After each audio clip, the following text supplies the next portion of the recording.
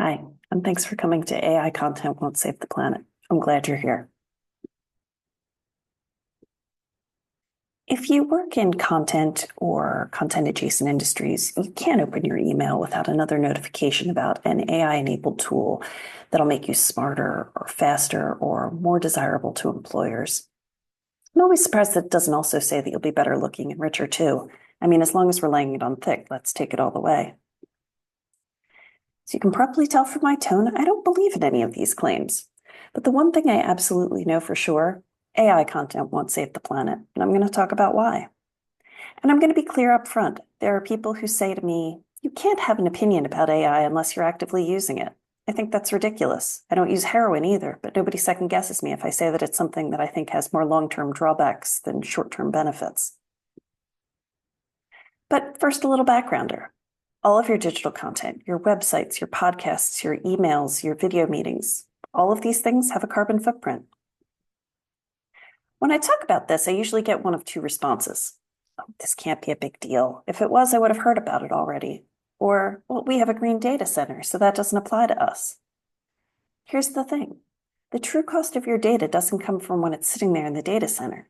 Mostly like the boxes in your attic, the real energy and emissions occurs when you move it. I'm going to use websites because they're the most ubiquitous example of digital content. Everybody and their mother has a website. The average web page runs about 4 megabytes. In scheme of things, the entirety of the internet, that's just a tiny blip at the big picture of energy and emissions. Or it would be if it sat there untouched. But your web page doesn't just sit there. We want people to access it. So now I download that 4 megabytes to my phone. You download it to your laptop. You download it to your tablet.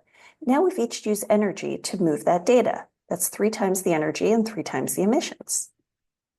Of course, we don't want our content accessed 3 times. We want it to be downloaded 300, 3,000, 30,000 times. And with each hit, we're increasing the carbon footprint of that content. Each device is using energy to access that page. Even if your data center is green, which often is more a function of fancy accounting and strategic offsets than being truly renewable, your audience likely isn't.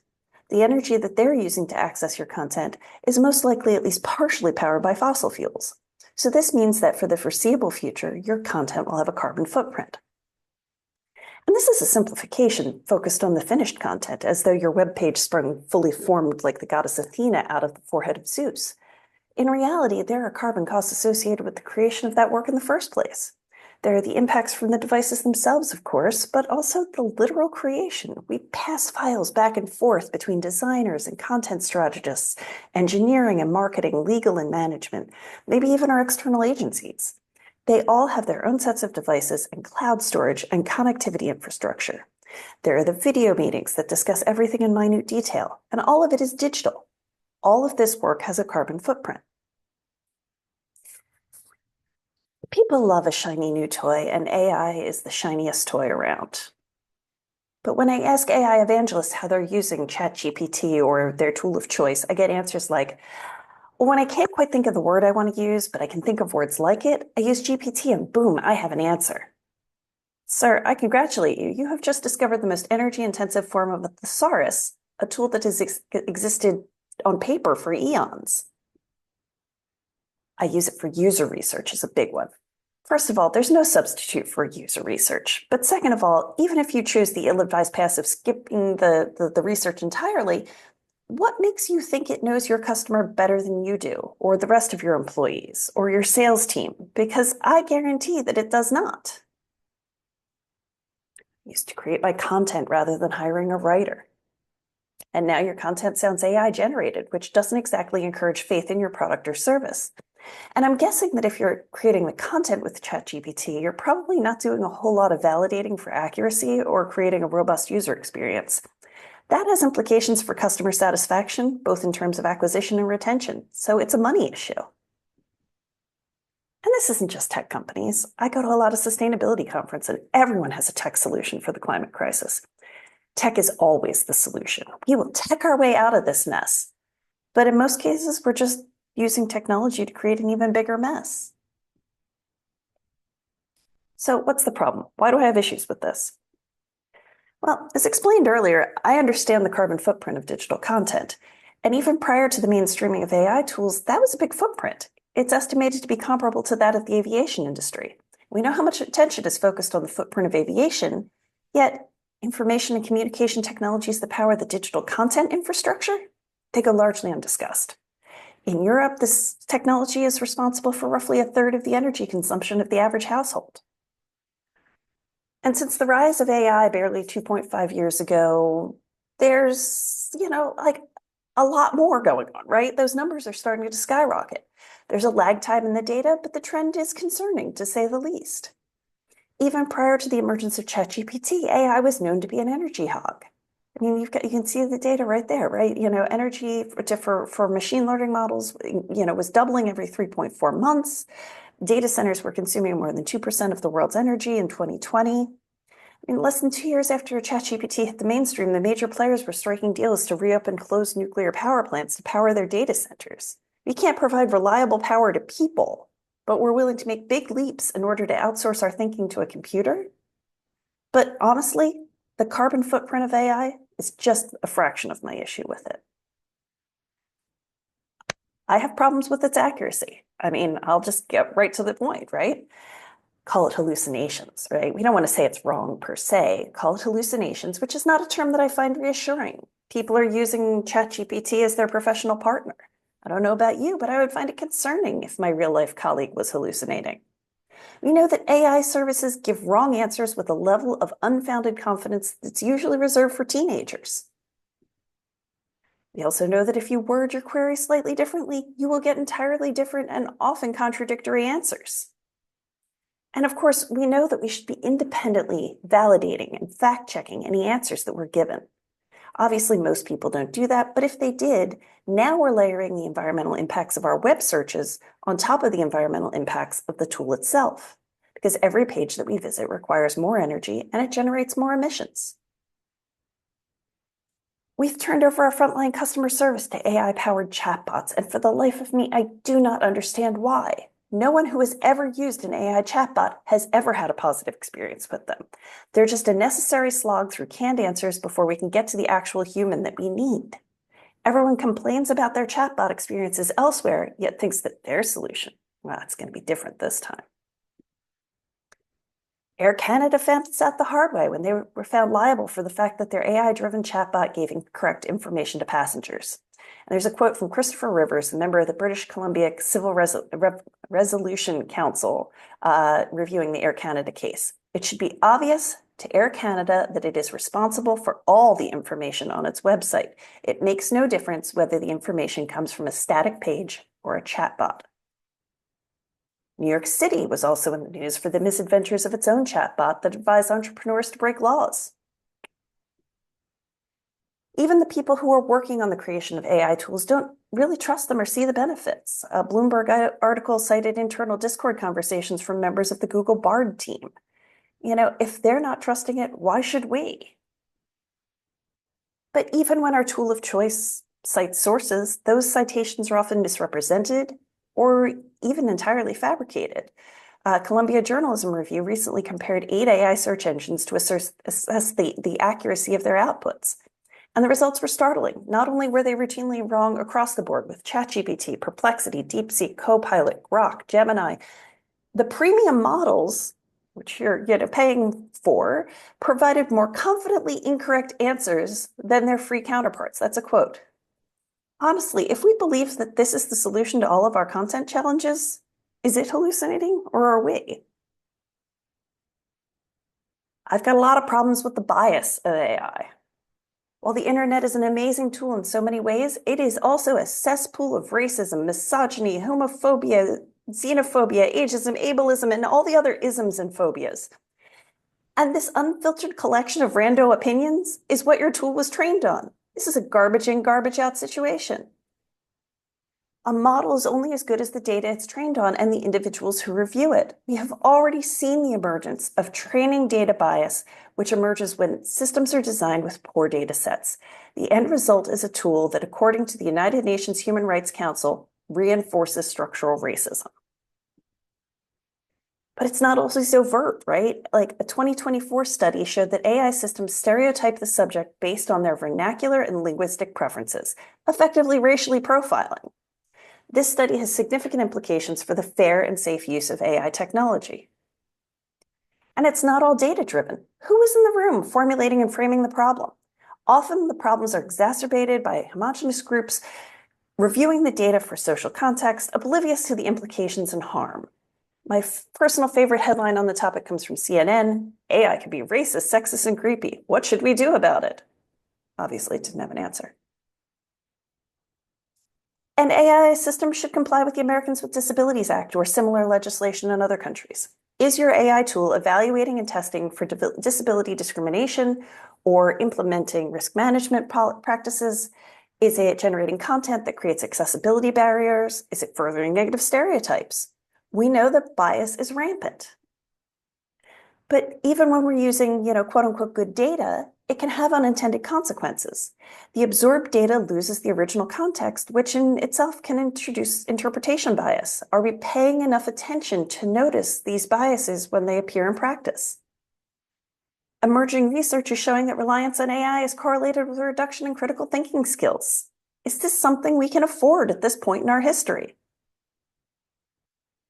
Within your organization, does legal even allow it? Some of my clients have a hard and fast no AI policy. I tend to work in regulated industries, so that makes sense. But it's not for sustainability reasons, it's for legal reasons. We know much of the data used to train these tools is copyrighted or proprietary. For example, multiple generative AI systems were trained on the Books 3 dataset that includes upwards of 200,000 copyrighted books. So if you're using AI for your content, you may be generating results that violate copyright law. I talked with a client's in-house counsel who had turned beet red and developed an eye twitch at the thought that employees were using, feeding proprietary information into the information mulcher and coming back with answers that they just, automatically took as fact. He told me about the day that he discovered that a junior content developer had used ChatGPT to generate product content. The content presented for approval used phrasing that was unique to their biggest competitor. When he dug into it, he discovered that the entire response was nothing more than a very slightly paraphrased version of the competitor's product page. Unrelated, the next day his paralegal presented him with a list of precedent cases for a lawsuit. He scanned the list and didn't recognize one of the cases. I'm pretty sure you know where this is going. When he looked up the case, it didn't exist, and that's how he discovered that his paralegal had been using AI. And let's discuss the privacy implications. Even if the model is trained on publicly available non-copyrighted data, the question of privacy violations looms large. The information may not be used in the same context as intended. For example, OpenAI stores individual data such as personal information, data which is potentially protected in accordance with GDPR. This could be a costly mistake for the organization and for your career. I think at this point we have to ask, are we comfortable with putting our credibility on the line for this tool, right? What do you know and how you know it? I can't answer the first part, but I can answer the second. We know things because we get deep into them. The deep dive is where the knowledge happens. We work the problem so we can better understand it. The tools that we're using for shortcuts, they're cutting out the parts of the process where the actual thinking happens. The thinking that results in problem solving and quality outputs that improve the user experience. At a time where misinformation and disinformation were already rampant, AI is accelerating the trend. We have a quote here that the World Economic Forum white paper is pointing out that media fragmentation coupled with the increase of generative AI content, it's often indistinguishable from non-synthetic content, have made it harder for consumers to know what to trust and have increased the belief that the media is biased or untrustworthy. I feel like we just can't afford this right now. When even conventionally trusted information sources, the website for your city government or your airline, are filled with inaccuracies, it undermines trust in all of our institutions. Context and ethics and multiple perspectives all play a role in determining truth, according to the United Nations University. To ensure the truth, rigorous validation against real-world outcomes, ongoing human oversight, and transparency about the assumptions and biases embedded in AI algorithms are required, so we must actively question and interpret AI outputs within broader societal and ethical frameworks to ensure that AI-based decisions are fair, equitable, and consistent with the true complexities of human experiences and environments. And yeah, there are environmental impacts. We know that. In the race to produce faster and more accurate AI models, environmental sustainability is often regarded as a second-class citizen, says Robert Verdecchia of the University of Florence. These growing energy requirements, they obviously often lead to increased emissions. In 2023, I attended Climate Week here in New York City. This was still less than a year after ChatGPT hit the mainstream, and AI was, of course, a large part of the buzz. I attended a fireside chat that was protected by Chatham House rules, so I can only sort of explain the broad strokes, but a chip manufacturer was speaking openly about how sales had simply skyrocketed to meet AI demand, and that AI data centers weren't like normal data centers. They're running full tilt at maximum capacity 24/7.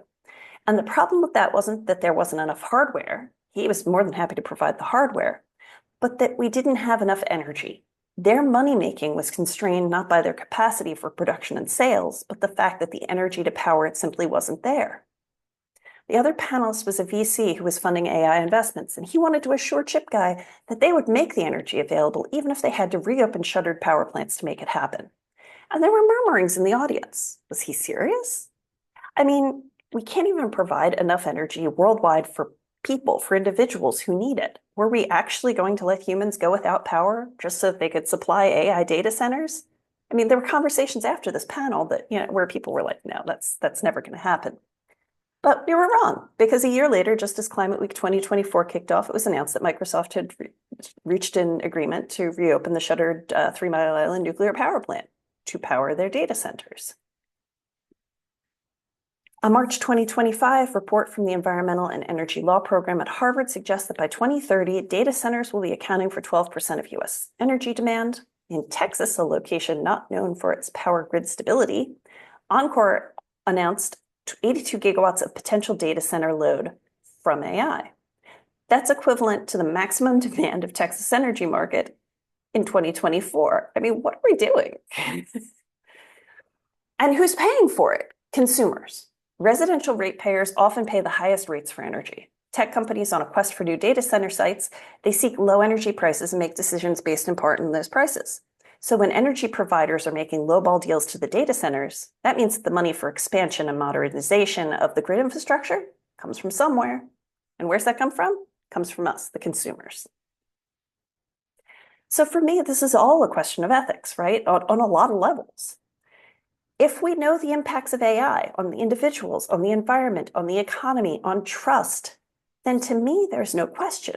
It's not a tool that I will use, because for me, the benefits simply do not outweigh the harms. I don't want to use a tool that's inaccurate. I don't want to use a tool that's biased. I don't want to use a tool that has legality questions. I don't want to use a tool that puts my credibility at risk. And I definitely don't want to be contributing to additional environmental degradation at a time when we need to do all we can to reduce our carbon footprints and mitigate the worst impacts of climate change, particularly for the most vulnerable in our society. I want to be the kind of person who gives a damn about others, and that means that I don't and won't use AI for content creation. The Brookings Institution says that, quote, the extraordinary progress of AI carries a growing but often hidden environmental footprint.